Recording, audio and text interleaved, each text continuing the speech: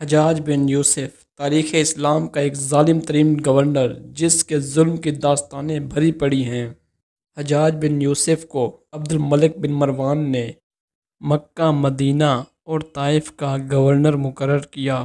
عبد الملک بن مروان کے بھائی بشر کی موت کے بعد حجاج بن یوسف کو عراق بھیج دیا گیا اور اسے کوفہ کا گورنر مقرر کیا گیا۔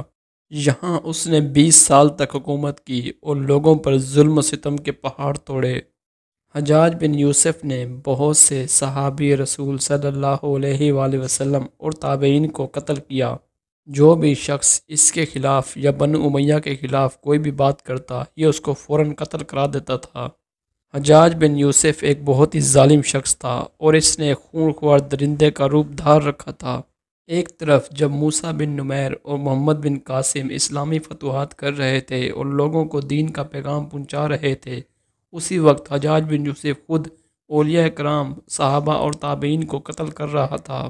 روایات میں ملتا ہے کہ حجاج بن یوسف نے تقریباً خود 1,20,000 انسانوں کا قتل کیا تھا۔ حجاج بن یوسف اہل بیت کا بھی بہت بڑا دشمن تھا اور اہل بیت پر مختلف قسم کے مظالم ڈھاتا رہتا تھا۔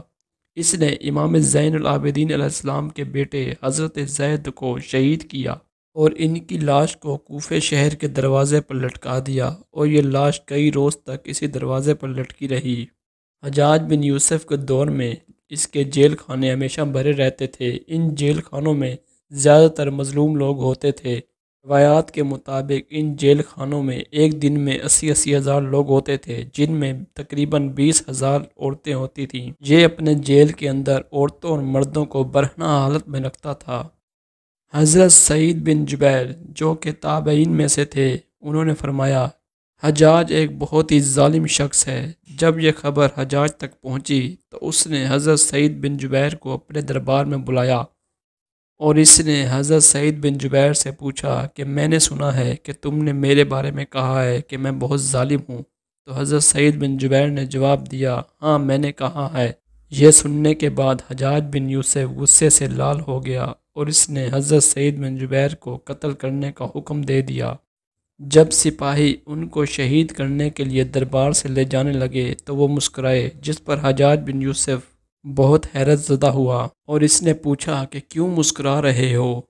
تو انہوں نے جواب دیا کہ میں تیری بے وقوفی پر مسکرا رہا ہوں۔ اللہ نے تجھے تیرے ظلم کی بنیاد پر ڈھیل دے رکھی ہے اور بہت جلد تیرا انجام قریب آنے والا ہے۔ یہ سننے کے بعد حجاج بن یوسف غصے میں آ گیا اور اس نے کہا کہ اس کا خون میرے سامنے بہایا جائے۔ جب حضرت سعید بن جبیر کو قتل کرنے لگے تو انہوں نے اللہ سے دعا کی، اے اللہ، میں تجھ سے دعا مانگتا ہوں کہ میرا قتل اس کا آخری ظلم ہو۔ ان الفاظ کے بعد حضرت سعید بن جبیر کو قتل کر دیا گیا اور ان کے خون سے حجاج بن یوسف کا پورا دربار تر ہو گیا۔ حجاج بن یوسف اس کے بعد نفسیاتی مریض بن گیا تھا اور پاگلوں جیسی حرکتیں کرتا تھا۔ ایک دن حضرت سعید بن جبیر حجاج بن یوسف کے خواب میں آئے اور پوچھا کہ تم نے میرا بے گناہ قتل کیوں کیا ہے؟ حجاج بن یوسف اس کا کوئی جواب نہ دے سکا اور پھر حجاج بن یوسف کو ایک ایسی مہلک بیماری لگ گئی جس کا اس وقت کسی کے پاس کوئی علاج نہ تھا۔ حجاج بن یوسف کو پیٹ میں سرطان ہو گیا تھا۔ ایک روز ایک حکیم نے گوشت کا ٹکڑا حجاج کے حلق میں اتارا۔ جب وہ ٹکڑا واپس نکالا گیا تو اس کے ساتھ بہت ہی عجیب و غریب کیڑے لپٹے ہوئے تھے۔ حجاج بن یوسف کے جسم سے اتنی بدبو آتی تھی جس سے پورا محل پریشان ہو جاتا تھا اور سب لوگ اس کو چھوڑ کر بھاگ گئے، اور حکیم بھی جب اس کو چھوڑ کر جانے لگا تو اس نے پوچھا کہ تو کہاں جاتا ہے؟ میرا علاج کون کرے گا؟ اس وقت حکیم نے جواب دیا کہ تیری بیماری دنیاوی نہیں بلکہ اللہ کی طرف سے ہے، تو اللہ سے پناہ مانگ اور توبہ کر۔ اور پھر کئی روز تک حجاج بن یوسف اسی بیماری میں تڑپتا رہا اور لوگوں کے لیے عبرت کا نشان بنا رہا، اور پھر ایک دن اس کا پیٹ پھٹ گیا اور وہ مر گیا۔